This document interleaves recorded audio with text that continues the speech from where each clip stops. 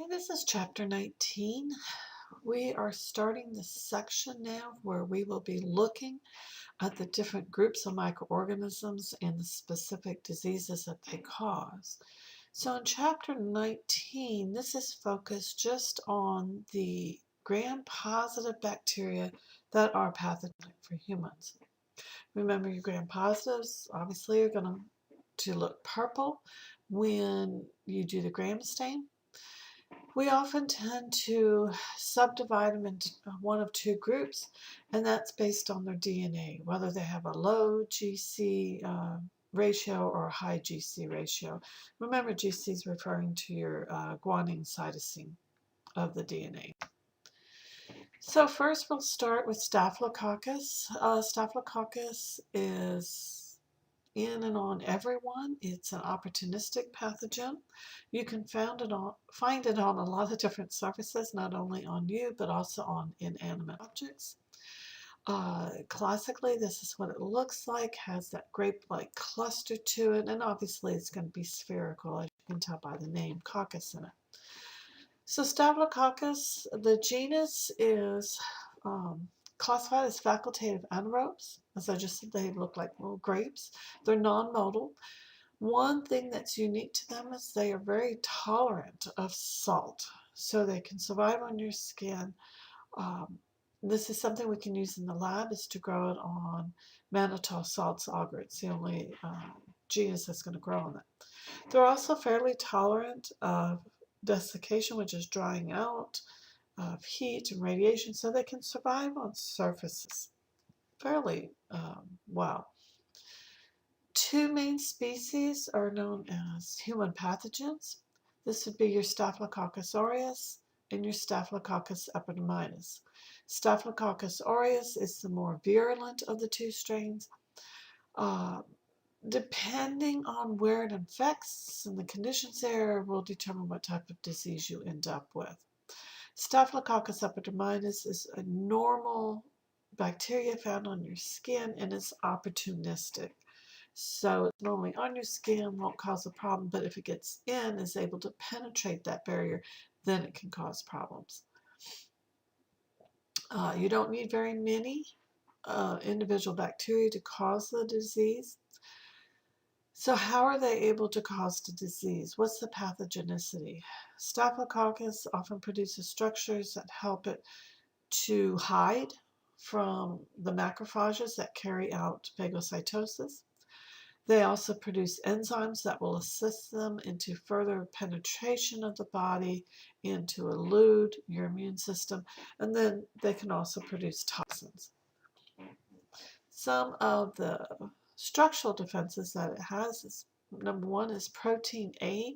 This coats the cell surface of the bacteria, allows it to bind to the IgGs, those immunoglobulins, and then that prevents the whole complement cascade process from occurring. It also has a couple different types of coagulase. Coagulase is going to help it form clots. So it helps start the process of clot formation with fibrinogen. And if the bacteria is able to form a clot, it's able to hide inside that clot and once again be able to evade any of your, say, macrophages that are out searching for it. It also does produce a slime layer. This slime layer that's on the outer surface of it also helps to inhibit phagocytosis. It also inhibits chemotaxis, so it inhibits that attraction of the phagocytes to it. It also, by the fact that it's a slime layer, helps to attach the Staphylococcus to various surfaces. Some of the enzymes that are produced, it has a bound coagulation, also has a cell-free coagulase, both of which are going to help with blood clotting. It also produces hyaluronidase, which is an enzyme that breaks down hyaluronic acid, which is a substance that helps to tie your cells, especially your epithelial cells, together. So this, once the bacteria is able to penetrate the initial layer, Because it produces hyaluronidase, this allows it to break the hyaluronic acid and spread between cells and penetrate even deeper. It does produce also a staphylococcus. This enzyme is going to dissolve blood clots. So the coagulase helps to form clots so it can hide out inside the clot and then later release the kinase that's going to break the clot up, thereby releasing it. It can also produce lipases, which break down lipids. This is one thing that helps Staphylococcus to grow on the skin and also in the oil glands where there's a higher lipid concentration. Another thing that's very important with Staphylococcus is that it produces beta-lactamase. What the beta-lactamase does is it breaks down what's known as beta-lactam. It's a part of penicillin. So most of the time you think of penicillin as being very effective against gram-positive bacteria, but it will not be effective against Staphylococcus because they produce this enzyme that will break down penicillin. This kind of goes back to what I often refer to as this back and forth. You have your first line of defense, that innate or non-specific immunity. The first line are these barriers. Well, if the bacteria is able to penetrate, say, the skin layer and get past that first line of defense, then you've got the second line of defense. The problem with Staphylococcus, as with a lot of bacteria, is that now, okay, we were able to penetrate, so now they produce enzymes to help penetrate even deeper, whether it's the hyaluronidase to get in between the cells. They can hide out and evade your second line of defense, which often involves things like your macrophages to phagocytize anything that's deemed foreign. Well, if the bacteria is hiding out, then those macrophages can't see it, they can't engulf it. And so there's this back and forth. And then we have these artificial means of, okay, we have an infection, let's give an antibiotic. And here's the bacteria was like, oh, yeah, try to give me penicillin. I'm just going to chew it up, break it down, and it's not going to kill me. So it's a back and forth type of situation. In terms of toxins, Staphylococcus produces several different types of toxins. Most of these are going to be produced by Staphylococcus aureus. There are some that are known as cytolytic toxin. They will break down the membrane on cells. There are exfoliative toxins. This causes the cells on the skin layer to just kind of slough off. Scalded skin syndrome is one disease excuse me, that is caused by it. There's another toxin that's called toxic shock syndrome toxin, or TSS. And then enterotoxins, these are usually associated with food poisoning, kind of this classic example of potato salad at a picnic that's been left out. Staphylococcus really likes that, and when it grows in it, it's secreting this enterotoxin, and it's actually the toxin that's making you sick. This is a comparison between Staph aureus and Staph epidermidis and some of the different enzymes that they make.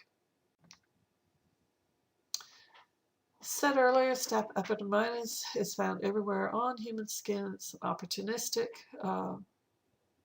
pathogen, so for most people it's not going to cause a problem. It has to be able to penetrate the skin to cause any problems. Staph aureus is going to be found mostly in moist folding areas of the skin.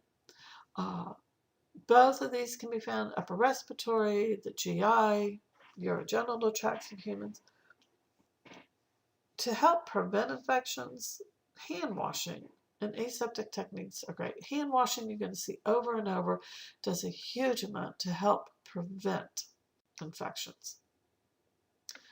So the non-invasive type of diseases would be the food poisoning. This is where, as I said, say you have that potato salad out, you're busy at a picnic or family gathering and visiting, and you might kind of forget after a while and sort of forgot to put the potato salad away or keep it on ice, and the Staphylococcus is enjoying the fact that you went to all that trouble to make all this food, and it's growing in there.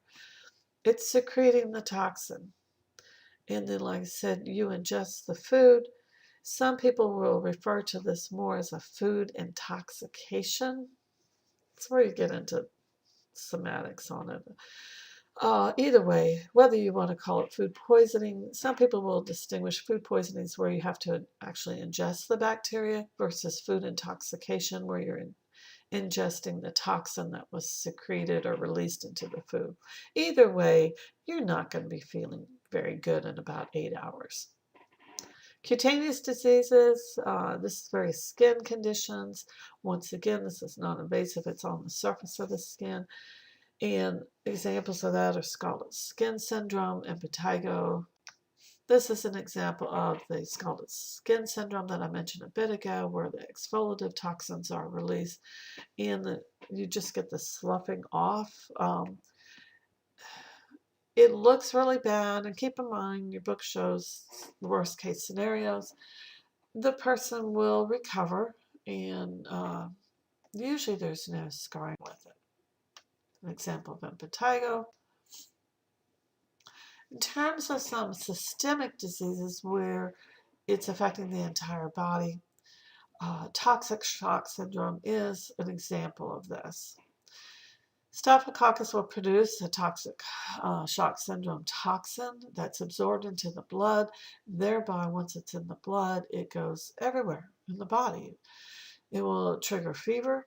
It will usually cause vomiting, low blood pressure. It causes a rash throughout the body. As you can see here, an example of the rash. Years ago, you didn't hear too much about this. In the early 1980s, there was a sudden increase in incidence of toxic shock syndrome. And it took a while for the CDC to figure out why.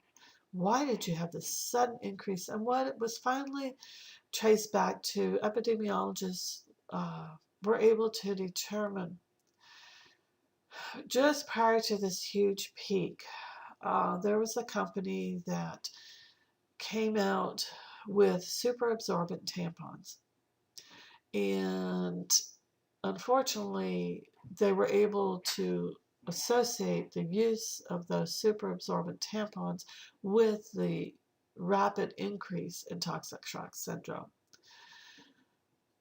Unfortunately, people don't always read directions and use common sense, and the tampons, although they were super absorbent, were not meant to be left in for extended periods of time. And that's what some women were doing. And it's a moist environment, there's nutrients, it makes a wonderful environment for growth of Staphylococcus and any other bacteria. And the Staphylococcus that they found were growing in this environment were also secreting then the toxin that led to the toxic shock syndrome. What they did finally when they associated with this new company, obviously was not a very good PR for that company, and so that company no longer exists. They had to remove all of their stock from the store shelves. And then that's also when a big education campaign, if you want to call it that, went into play. And ever since then, women may notice that on tampon packaging, it does have wording on there about not leaving the tampons in for extended periods of time. After that, you can see from this graph, in the United States anyway, that the number of incidences of individuals suffering from this has greatly decreased.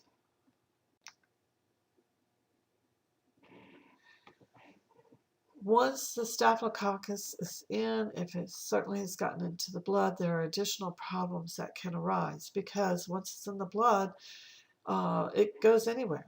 So bacteremia refers to whenever you have bacteria in the blood, and it can become systemic. Endocarditis is when you have damage to the lining of the heart itself, and Staphylococcus can cause this. Pneumonia is inflammation of the lungs, and osteomyelitis can cause inflammation of the bone and also the bone marrow. So how do you diagnose it? Well, you look for gram-positive bacteria that are in those grape-like clusters. Treatment. You cannot use penicillin because remember it has the beta-lactamase that will break down penicillin, so you can't use that. So typically you would use the antibiotic methicillin. However, there are strains of Staphylococcus aureus that are resistant to that. That's known as MRSA. In that case, you would use vancomycin. How do you prevent it? Hand washing is huge. You're going to hear that over and over again. Streptococcus. Remember, we're talking just about gram-positive bacteria in this section. Streptococcus are facultative anaerobes. They are also cocci, as the name implies. They tend to be in pairs or short chains. And we do subdivide them into different groups known as Lancefield groups A and B. Will include those that are human pathogens, and then there are some that do not fall into those groups, which are not human pathogens. So if we look at group A first, this includes Streptococcus pyogenes. It does contain several different structural components similar to Staphylococcus that help it to evade those macrophages. It helps to evade phagocytosis. It does produce streptokinase, so it can also break down blood clots. It allows it to spread through the tissues.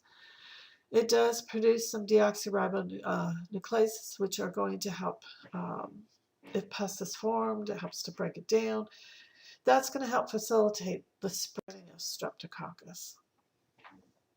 In terms of things that help to increase its pathogenicity, it does produce a peptidase that breaks down C5a. This is one of the first proteins that come together in that whole complement cascade. Remember, when we talk about complement, there's several different proteins that come together to help form the pore that's going to penetrate the cell. What Streptococcus pyogenes does is it has an enzyme to break down one of the first steps, one of the first proteins. And remember, it's a cascade. Each step is dependent on the previous one. Well, it breaks down one of the proteins in the first steps, so therefore it cannot continue. It also produces hyaluronidase, just like Staphylococcus, so it can spread between the tissues.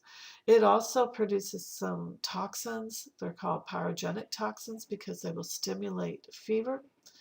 This can ultimately lead to the individual going into shock. It can also cause rashes. It can also produce streptolysins. This will lyse your red blood cells, white blood cells, and platelets. So this is a very effective way of avoiding your immune system. Typically, it's going to infect the skin and the pharynx. It causes disease typically when your normal microorganisms that are in these places have been depleted. Somehow the numbers have gotten out of balance. How is it spread? Often by respiratory droplets, coughing, sneezing. So what are some of the diseases that Streptococcus pyogenes can cause? Pharyngitis or strep throat. This is usually the causative agent. It can cause rheumatic fever. It can also cause scarlet fever. Both rheumatic fever and scarlet fever are often caused after somebody has had a very severe case of strep throat and you've had complications with that. So I'm not saying everybody that gets strep throat is going to end up with rheumatic fever. No, it's if there have been complications associated with it. There is a chance that you could end up with rheumatic fever. What happens with rheumatic fever is ultimately you get inflammation of the heart valves and it can lead to some damage. Scarlet fever, you end up typically with a chest rash, and it can then it starts there and then spreads across the entire body. You do not see rheumatic fever and scarlet fever that often anymore because of the better diagnostic and treatment of the initial strep throat. This picture is showing someone with strep throat and the typical pockets of pus that you will see on the tonsils. As the previous picture was showing you, with Streptococcus pyogenes and other group A, you often will see these pockets of pus, these lesions, and that can be used to help to identify. Streptococcus also produces a toxic shock syndrome, similar to what I discussed with Staphylococcus. If left untreated, it can eventually end up affecting several different organs of several different systems. So it can lead ultimately, finally, to organ failure, which can lead to shock, and so it can be fatal. This just shows an example of additional rashes that may be seen on the skin. Some other diseases, necrotizing fasciitis, where the Streptococcus has entered the body, it's spreading through the fascia, that connective tissue, especially like in the abdominal area, that's helping basically to line the abdominal pelvic area. It's destroying that. When the bacteria enter, they produce enzymes and toxins that are destroying that tissue.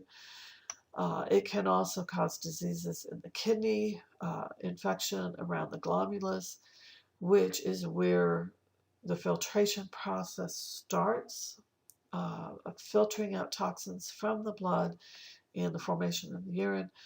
If you have severe infection here, it can lead to high blood pressure, it can cause kidney damage. So how are you going to diagnose this? Oftentimes with skin infections, you notice the rash, you do a gram stain, and you have bacteria in short chains or pairs that are gram positive. There is a rapid strep test that you can use for respiratory infections. Usually you can do a rapid test and then you have to do a confirmation after that. Penicillin will be effective.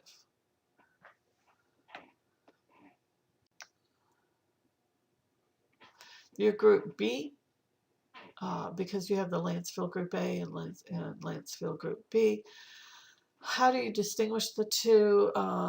You look at certain antigens that are on the cell wall.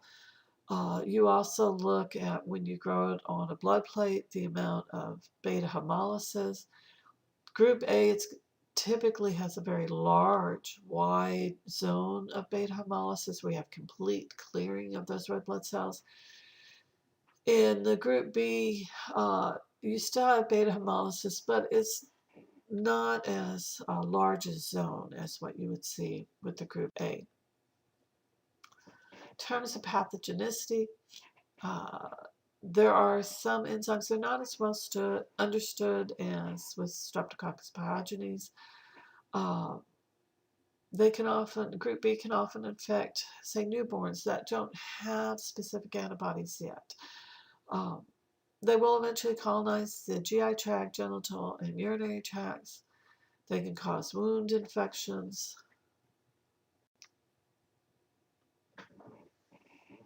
So most of the diseases are associated with newborns and older patients who are immunocompromised.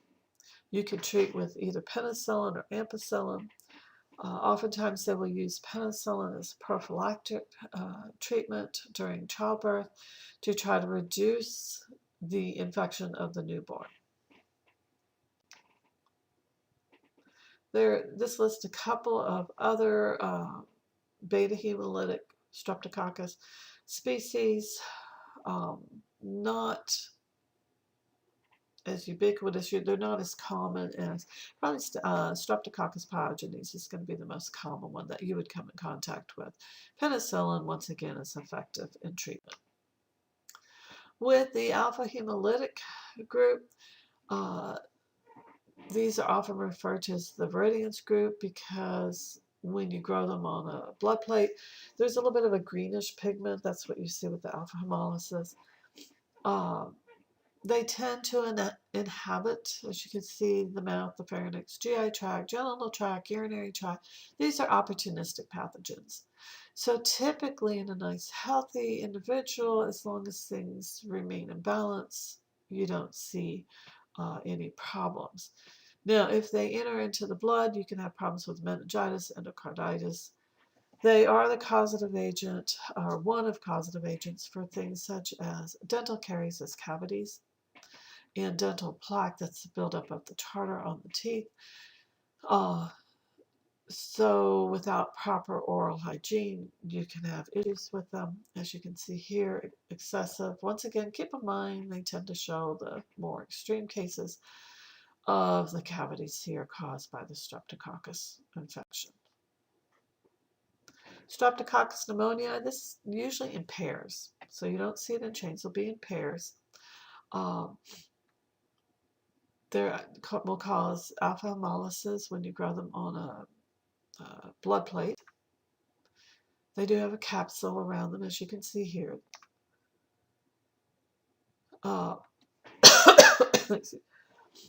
They do produce an adhesion that helps to bind the cells to epithelial cells of the pharynx.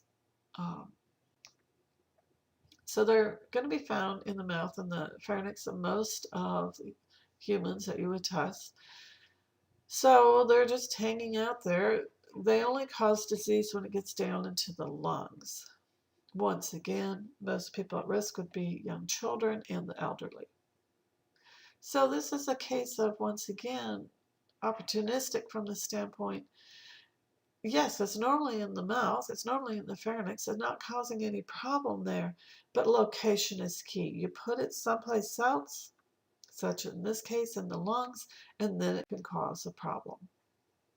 What can it cause? It can cause a type of pneumonia. Sometimes after viral infections, you can end up with sinus infections. If it enters into the blood, because you've had some type of laceration, cut, tissue damage, etc., then you can end up with bacteremia. Once again, that's the bacteria in the blood, which means now it can go anywhere, including to the heart, and cause endocarditis. It can also, once it's in the blood, if it goes up to the brain, can cause meningitis. How are you going to do diagnosis? Do a gram stain from a sputum sample, treat with penicillin. There is vaccine that helps for prevention purposes. Enterococcus used to be classified as what we call group D Streptococcus, and then they finally decided, no, it's not that similar, it gets its own genus now. So Enterococcus has its own genus now. Where is it found? It's found in the intestinal tract of animals, including humans.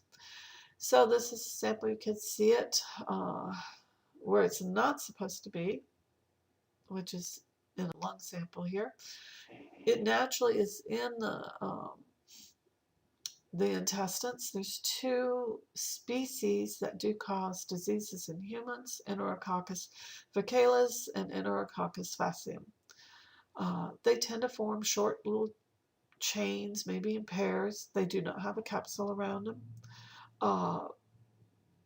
Another case of where, yes, in your intestines, they're fine. They're supposed to be there. You move them to another part of the body, and then that's when you end up with the disease. This can be a problem with nosocomial infections or those healthcare associated infections. They can be more difficult to treat because they're typically more resistant to antimicrobial drugs. So prevention is going to be key. Really try to help with that good hygiene, wash hands, aseptic techniques. This table is a summary of the different pathogenic streptococci, the different groups, the different species, and what are some of the diseases that are associated with them. Bacillus. We're not talking about the shape, we're talking about the genus Bacillus, so it would always be capitalized and then italicized or underlined. These are facultative anaerobes. They can be found in pairs, singles, short chains, depending on the species. They do form endospores. They are often found in the soil. And there is one species that does produce a toxin. How do humans contract the bacteria to cause diseases? Usually from infected animals. The main concern that we have with Bacillus is the species Anthracis. Bacillus anthracis does produce the anthrax toxin. How do you get this particular bacteria? Like I said, it's commonly found in the soil. Because it does produce spores, transmission is oftentimes by inhaling of the spores, or you've had a break in the skin and the spores were able to get into that tear, into that laceration, or you ate something that had the spores in it, so you ingested it. This shows what Bacillus anthracis looks like. Obviously, it's a rod. You very easily distinguish that it is a rod as it is embedded here in this tissue sample. With Bacillus anthracis, there's 3 different clinical aspects of it. Gastrointestinal anthrax, which is fairly rare, you would have to ingest it. Inhalation anthrax, this used to be rare, you'd have to inhale the spores. Inhalation anthrax has a very high mortality rate. And I'll just say this is the concern in terms of bioterrorism, is that if it were to fall into the wrong hands and if somehow the spores were released and people inhaled them, you would have a high mortality rate. Cutaneous anthrax is where, as I mentioned earlier, you've had, say, a cut in the skin and the spore's been able to get and penetrate into the body from that manner. It's going to produce an ulcer. The fatality rate if left untreated is about 20%, but there is treatment for it. So this shows an example of the cutaneous anthrax and the type of ulceration that you would see for. How would you diagnose it? You look for very large gram-positive bacillus in the sample. There is several different options to use as antibiotics that are effective against treating it. The main prevention is controlling of the disease in animals, so that you're, say, on a ranch and you have cattle. You can control it in the cattle so that your ranch hands never would come in contact with it. There's a vaccine that is available. It is not for general public. Typically, it is used for individuals such as that are considered more high risk. Military is an example. In terms of controlling a disease, this is where the old terminology of bury it deep comes from. Way back, ranchers early on figured out that when they, say, had a herd of cattle, and one of the animals became infected and died, they recognized the symptoms of it and they knew they had to bury it, but bury it deep enough so those spores were not spread and then would inoculate either themselves or the rest of the herd. So that was the idea, bury it deep so the spores would not be carried by the wind. And also where the terminology of 6 feet. They felt that if they buried the animal at least 6 feet down and then covered it up, coyotes, other scavengers, they're not going to dig that deep. Clostridium is another gram-positive bacillus. It also produces spores. It is anaerobic. It is very common in soil, water. It's also very common in the GI tracts of animals, including humans. Remember, those endospores are beneficial to the bacteria, allowing it to survive in very harsh conditions. There are several different species of Clostridium that are pathogenic on humans. Clostridium perfringens, it's the first one we're going to talk about. You unfortunately may come across this in your career in the healthcare field. Clostridium perfringens does produce several toxins that are going to cause damage that's irreversible. It grows in the digestive tract of humans and animals. It can cause food poisoning. The other thing it can cause is gas gangrene. The endospores are introduced into the body. You've had some trauma, some accident, cut, stab, whatever, and the endospores are introduced into the body. Those endospores are going to germinate, and the vegetative cells start growing, and eventually it causes necrosis or cell death. And that's what gas gangrene is, as you can see here on this individual's toes. You need to remove the dying tissue there and prevent the spread from, in this case, the toes, from going up the foot and up the leg. If left untreated, it will be fatal. So, usually for diagnosis, I mean, you can look, such as at that previous slide, and tell there's a problem here. In terms of treatment, if it's food poisoning, it's going to run its course, and that's going to be self-limiting. For the gas gangrene, like I said, you need to remove that dead tissue. You need to start administering antibiotics. Typically, you'll start with penicillin first. You need to also administer an antitoxin. Prevent that gas gangrene condition from, like I said, progressing onward. How do you prevent? Well, number one, in terms of food poisoning, keep your hot foods hot and your cold foods cold. Refrigerate foods.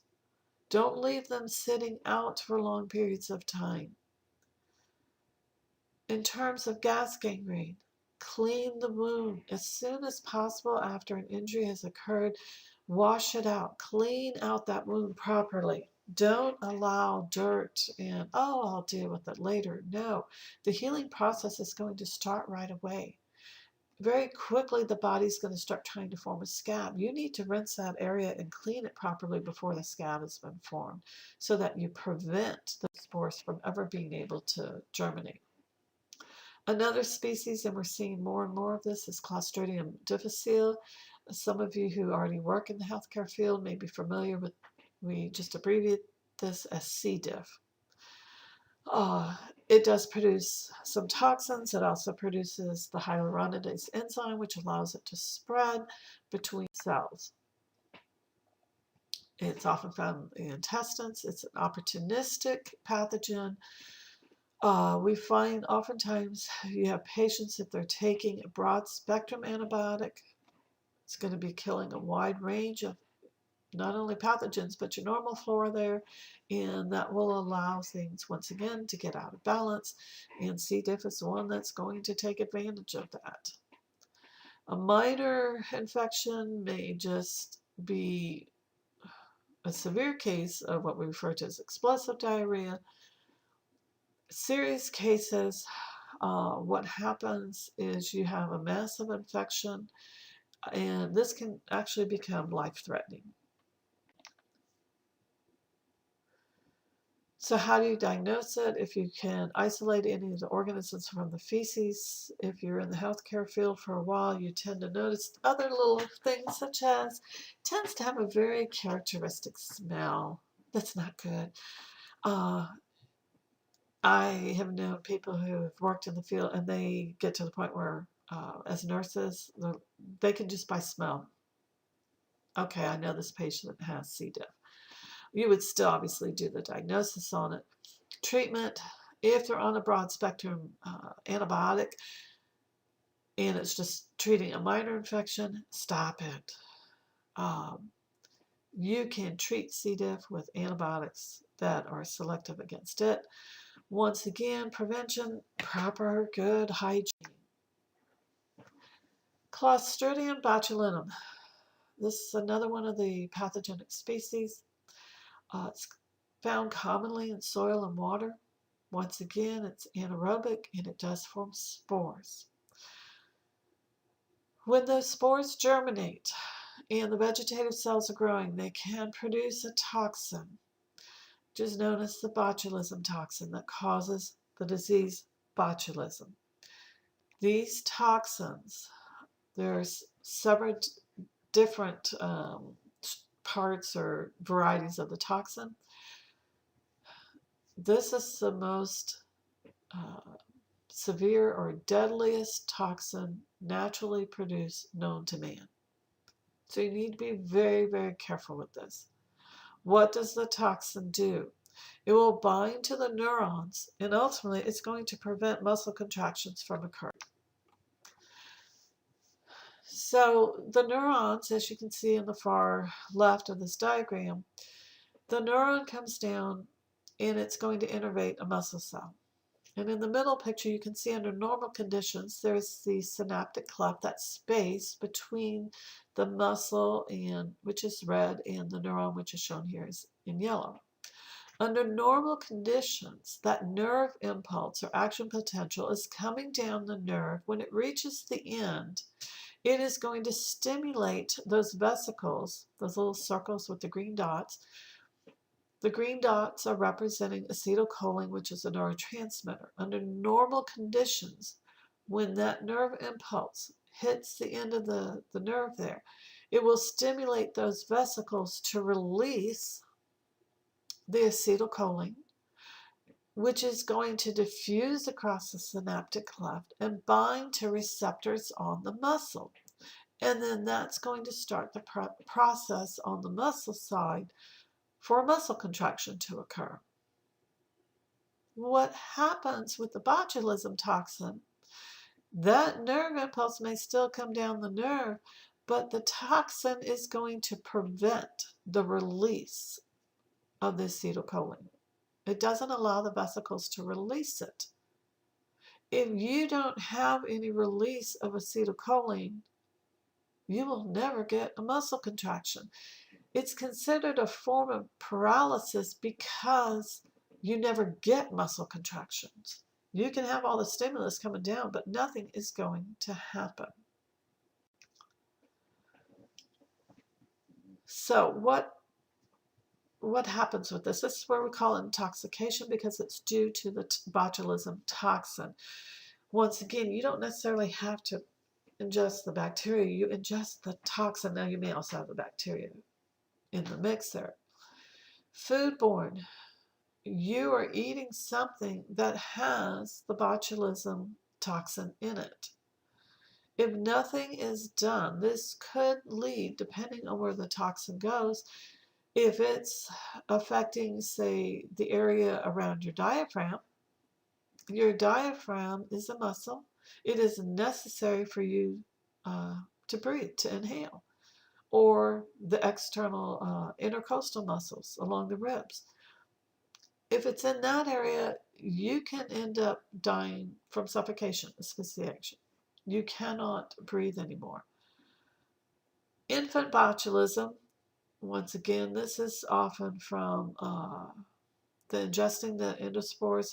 This is not that common anymore. It was often associated with infants ingesting honey, and the spores would be in the honey. Wound is when you have a wound that has become contaminated with the endospores. So how do you treat it? You want to neutralize the toxin. You can give antimicrobial drugs, rinse out the wounds. Prevention. Thank goodness we are seeing a decrease in the amount of botulism cases. Years ago, it was often associated with individuals who would can their own food. And so the education process has gotten out there. If you like to garden and you can your own food, just follow the directions. If it says to heat something up and maintain that temperature for 15 minutes, then you maintain it for 15 minutes. You don't take shortcuts and say, well, 13 is good. No, if it says 15, it's 15. If it says 20, it's 20. Follow the directions. Infants under 1 year of age should not consume honey because it has been found that sometimes there are small amounts, and for adults it doesn't seem to affect us, but for infants it can cause botulism. Another species within Clostridium is Clostridium tetani. Once again, this is going to be anaerobic. Once again, it's found in the soil. It can be found in the GI tract of animals. And similar to the botulism, when the endospores germinate, they will produce a toxin. Here's an example of a spore stain showing the classic rods with the endospores, just mean they're on the end of the, and not in the middle of the cell. So you can see the swelling, those are the spores. When the bacteria dies, it does release this tetanus toxin. It is a neurotoxin. In this case, it's the opposite of botulism toxin. Botulism toxin inhibits or prevents the muscle contraction from occurring. The tetanus toxin doesn't stop the muscle contraction, so the muscle contractions just continue on.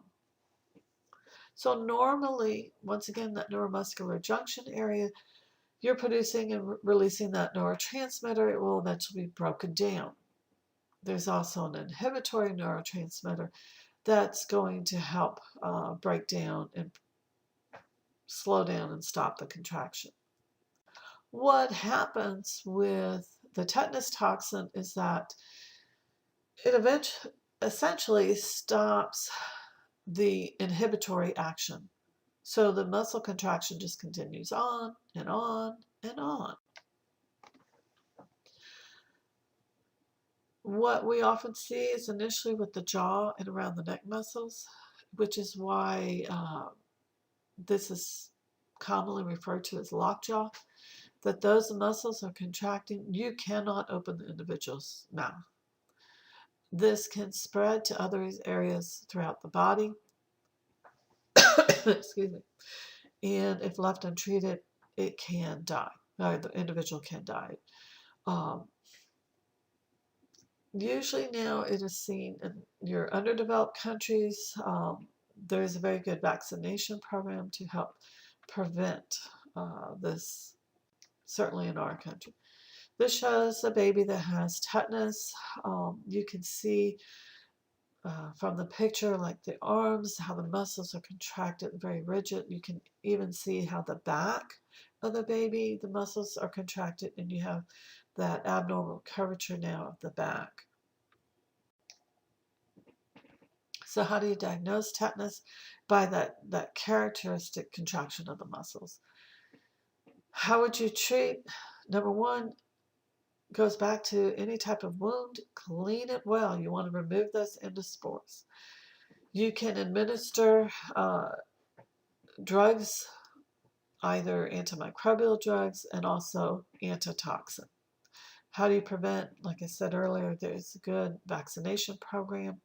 You do need to have boosters of tetanus. So as an adult, if you say step on a nail, why do they ask you about your last tetanus shot? Well, nails can be rusty. It's tetanus, Clostridium tetani is commonly found in the soil. So there's a chance you could have picked it up, and they want to make sure that you have enough protection. They keep going back and forth. Currently, it's about every 10 years you need the booster. For a while, it was 5, then it was 7, then it was 10, then back to 5. So currently, it's about 10, but that's something you'd always check when you're finally in the field and working. You would know what the current up-to-date recommendations are. Listeria. Or before I move on real quick, with Clostridium, both tetani and botulinum, because as an anaerobic, when they grow, a byproduct is often gas. And just kind of FYI, that is where some of you may have grown up with your moms or your grandmothers telling you never buy a canned item that's bulging or swelling. That's actually very good advice, because usually that means there's something in there that's growing, that's producing gas. And it's got to be a lot of gas to make the can swell. And so it's likely that you don't know what it is offhand, but if Clostridium, either tetani or botulinum, was in there, that's potentially what could happen, is that because it grows anaerobically, it could produce that gas, which would cause the container to swell. So I would agree with, and just personally, I know if I see a can that is misshapen, it's bulged, I don't care if it's the last one there, I don't buy it. I don't pick it up. Listeria, the species is Listeria monocygenes. This is a bacillus, but it's non-endospore forming. It's also found in soil and water and animals. How do you get it? Usually by consuming contaminated food or drink. It is an intracellular pathogen, so once it's in you, it will often grow in the phagocyte. So monocyte might come and carry out phagocytosis, engulf it, but it's not killed. It will survive in those phagocytes. They can cause meningitis in certain groups. Most people will be fine. One of the largest groups that we have to be careful with here are women who are pregnant, because Listeria can cross that placental barrier. So it can be transmitted to the developing fetus. It can cause premature delivery. It can cause miscarriage, stillbirth. It can cause meningitis in the newborn. So very serious if this occurs. What's the treatment? Ampicillin prevention. They're saying individuals who are at risk should avoid certain foods. Listeria has often been associated with cold cut type of meats, luncheon meats. And so sometimes they will recommend, certainly women who are pregnant, you just might want to limit your intake, if not reduce your intake, processed cold cut meats. Mycoplasms, these are the smallest of your free-living microbes. They don't have the enzymes for carry out the Krebs cycle. They don't have cell walls. They don't have cytochromes. So they're very limited on and different on the way that they can grow. They can be associated with pneumonia and some urinary tract infections. There's only a few of them that will cause diseases in humans. They tend to have what's this characteristic type of colony when grown petri dish. It's often referred to as a fried egg appearance because you have the colony, and then in the very center you tend to have a raised darker, which kind of looks like a yolk, if you would, of a fried egg. Typically what will happen with Mycoplasma pneumoniae is that it will attach to the epithelial cells of your respiratory tract, and it interferes with the ability of you to remove the mucus, and that allows the bacteria to start colonizing even more so. For a lot of people, the disease that's caused is not going to be severe enough to require hospitalization. It kind of runs its course. You may treat it with some antibiotics. It's fairly common in young children. That's an example of what it would look like. So like I said, there's different drugs you can use to help treat it. Prevention, part of the problem is a lot of times people who have the infection, they don't show any signs or symptoms, so they don't even really know that they have it. How do you prevent it? Well, once again, proper hygiene, wash hands. Avoidance of aerosols, cough into an elbow, sneeze into an elbow, sneeze into a tissue, throw the tissue out. Prevent those droplets from spreading. There are some other species of the mycoplasms that can be associated with human diseases, usually urinary tract infections, genital tract infections. Sometimes can cause pelvic inflammatory diseases in women. Usually can be treated with various antibiotics. Corynebacterium. Remember, we're still talking about gram-positives. Corynebacterium are found on plants and animals. They're what we call pleomorphic, which means they have different shapes to them. They are non-spore forming. They can colonize the skin, respiratory, GI tract, urinary tract, genital tract, in other words, just about everywhere. They do divide by snapping. And so when you look at them under by doing a gram stain, microscopically, sometimes they have these little V shapes. Sometimes they have what palisade. Palisade just looks like the rods are all lined up in a row, not in a chain, but longwise to longwise. Kind of like wood slats for building a fence. Corynebacterium diphtheriae.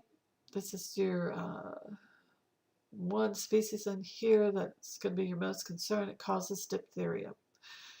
Because of immunization in most developed countries, we no longer see this, or certainly in very small numbers. It is, however, endemic still in underdeveloped areas of the world where there is not the immunization. It is transmitted by respiratory droplets or by close skin contact.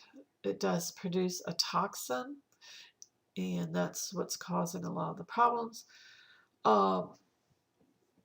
If the bacteria does not produce a toxin, it's not going to be pathogenic. One of the main concerns is that it will produce what's known as a pseudomembrane, and this will be used for diagnostic purposes as well. If not corrected, the pseudomembrane can cause suffocation. As you can see in this diagram here, when you are looking in the pharynx, back by the ornopharynx, the back of the throat there from the mouth, you can see that white area, that is the pseudomembrane is marked. If that continues to grow all the way across, it does block the airway and the individual would suffocate. So surgically, that needs to be removed. So I say, seeing that pseudomembrane, that's going to be huge in helping with diagnosis. Treatment, administer an antitoxin. You can give antibiotics such as penicillin or erythromycin to kill the bacterium. And then, like I said, you may need to do surgery depending on how large that pseudomembrane has progressed before diagnosis to remove it. Prevention, immunization has been very, very effective. Mycobacterium is a non-spore forming, still gram-positive. These are a little different in that they have very high lipid content or a waxy lipid called mycolic acid in their cell wall. This makes it hard to do the gram stain, even though they'd be classified with the gram positives. Why do they have this mycolic acid? Typically, the organisms are very slow to grow. It does help protect them from lysis after they have been phagocytized. It helps them with growing inside your cells. It also helps to resist them from different antimicrobial drugs, and it resists them from desiccation or drying out. There's two main species that are pathogenic to humans. First one is Mycobacterium tuberculosis, the causative agent of tuberculosis or TB. This shows here you have to do acid fast stain, so that's why it's looking red, because it will not pick up the gram stain. There are different types of tuberculosis. Primary results from the initial infection. Secondary or reactivated is when you had your primary infection and then it's gone dormant, and now suddenly has been reestablished or reactivated. And then disseminated tuberculosis, this is when it's going to spread throughout the body. Typically, it's going to be associated with the lungs. If it disseminates, now you're talking about not just issues with the respiratory system, but complications from depending on where else in the body it is. This is just kind of a summary I want to show you. It goes more in depth in your book. You have your initial infection. Usually you have inhaled droplets from an individual who was infected, sneezing, coughing, etc., and you inhaled that, and the bacteria go down into the alveoli, which is the functional unit in the lungs for gas exchange to occur. What happens, as you can see in step 2, is that the macrophage is going in the alveoli, which is in the sac. The bacteria arrive. The macrophages that are there will phagocytose them. However, they can't totally digest them. That's the advantage that the bacteria has with that waxy layer. It prevents the lysis of their cells. So the bacteria is now inside of the phagocyte. Now, once it's in there, it goes through replication. So the bacteria is actually replicating within the macrophage. The macrophage was supposed to kill it, but it couldn't. Now, the bacteria can be released. They eventually end up killing the macrophage. They can be released.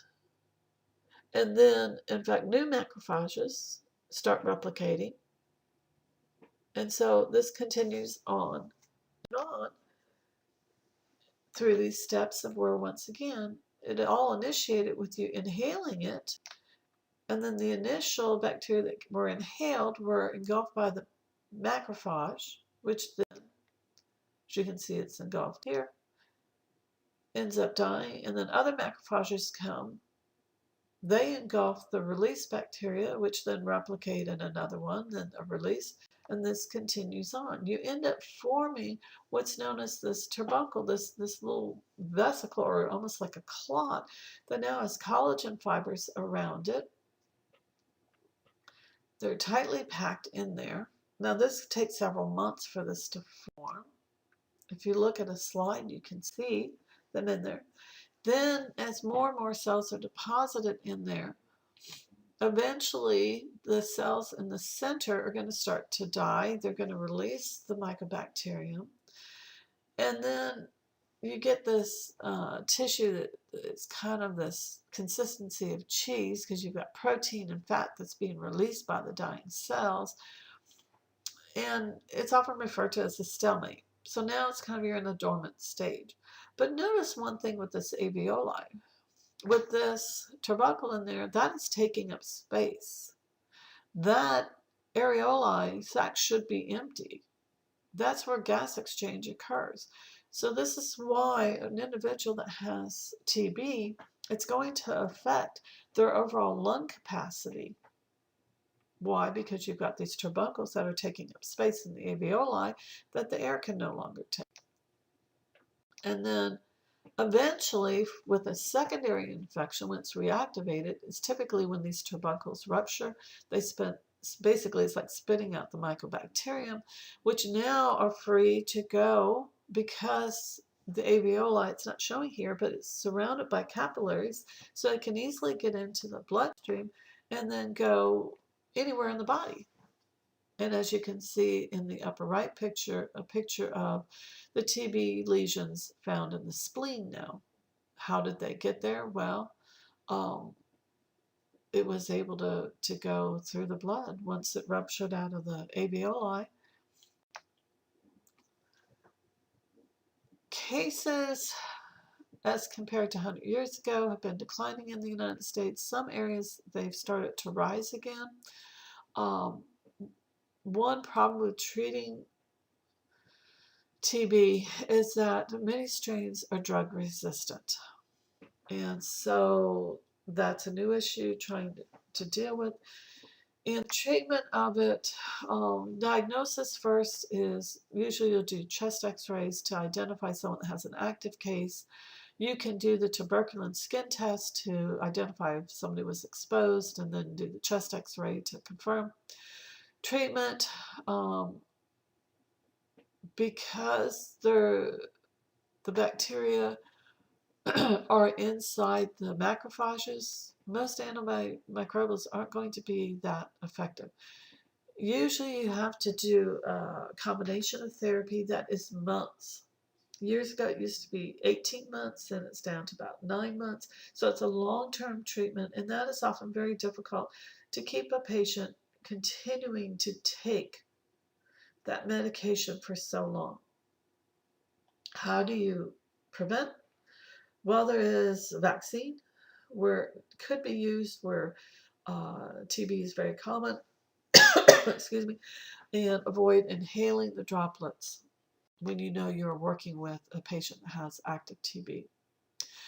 On the left is showing a skin tuberculin test that can be used uh, to test whether somebody has had exposure, and then you can see on an x-ray on the right hand side the part that is circled. Normally the lung should be nice and clear. It should not be cloudy like that with the cloudiness from the turbuncles. Another species of Mycobacterium that is pathogenic to humans is Mycobacterium leprae. This causes leprosy, which is also goes by the name of Hansen's disease. Mycobacterium leprae tends to prefer growing at about 34 degrees C, and our internal body temperature is 37.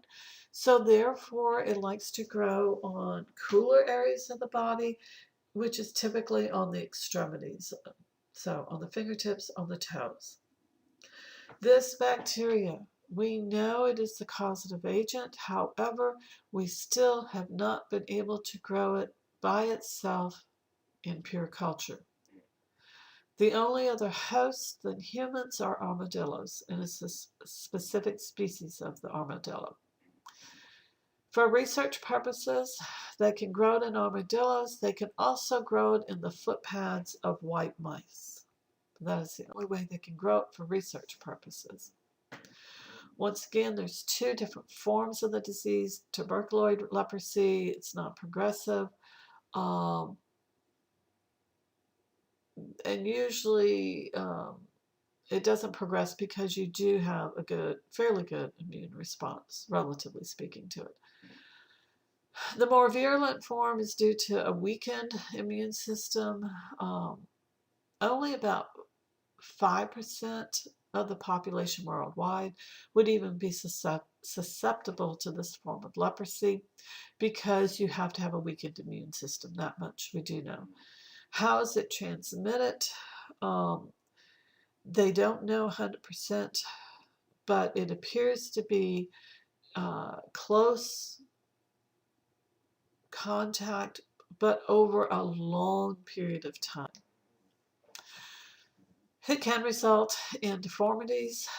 Years ago, people used to say, oh, the fingers fall off or the toes fall off. No, what happens is the bones on the extremities start to be reabsorbed, so it's like they're just shrinking in, but you do end up with deformities. Diagnosis is based mostly on signs and symptoms. Treatment, there are some drugs. Usually you have to continue it for the rest of your life. There's not a cure for it, but it will arrest it, meaning it will stop the disease from progressing from that point that you start treatment on. So wherever you're at, it will not progress anymore once you start with these drugs, as long as you continue with the drugs for the rest of your life. But it is not a cure. How do you prevent it? Well, you try to limit exposure to the pathogen. And most people probably are not going to be exposed to it. Before we move on, I will say this. Back in the early 1980s, I did have the opportunity to essentially go on a field trip to Carville, Louisiana. At that time, that is where the World Center for Hansen's Disease Research was being done. There was an active leper colony there. It is Carville, Louisiana, is south of Baton Rouge, Louisiana, right along the Mississippi River. They had about 350 acres that was devoted to research. At that time, the facility, they kept track of every individual in the world who had ever been tested and came back positive for leprosy. They would contact the individuals on a once-a-year basis, monitoring them. There at the facility, there were residents who chose to live there. It was optional, it was not mandatory. They had a couple of small cabins for couples if they wished to live there. They also had one building that was set up like dorm rooms or little apartment rooms for singles. They had one area for males, one for females. And so they were self-sufficient apartments. Once again, it was purely optional for the individual to leave there. They could come and go as they wished on the facility. If a couple chose to live on the facility in one of the cabins, that was fine. However, if it was a young couple and they had a child, the child was not allowed to remain and live there permanently. The reason for that was because they knew the transmission had to do with direct contact over a long period of time, and young newborns' immune systems are not fully up and functioning. So they did not want to take a chance of the child, the newborn, becoming infected. So the couple would be given the choice. They could either live off-site and live with the child themselves and raise it, or if they chose to live on-site, the child could not stay with them, however, could be raised by a family member and could come visit them as often as possible.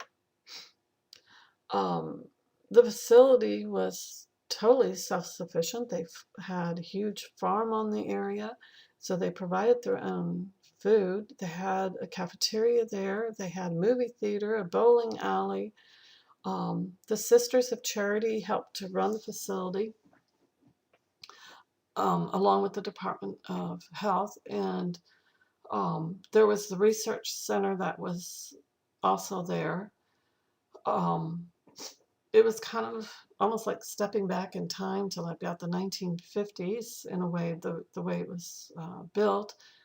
That facility has since closed. There are still residents who were there at the time were allowed to stay there and continue living there. But for me, it was a very interesting experience to be able to go there. They had their own shoemaker who built shoes for the residents because of the deformities on the feet. They often lose feeling, don't know when to take the next step. So he made special shoes that had like a little curvature that rocked, that when you lean forward, it would naturally propel you to take the next step.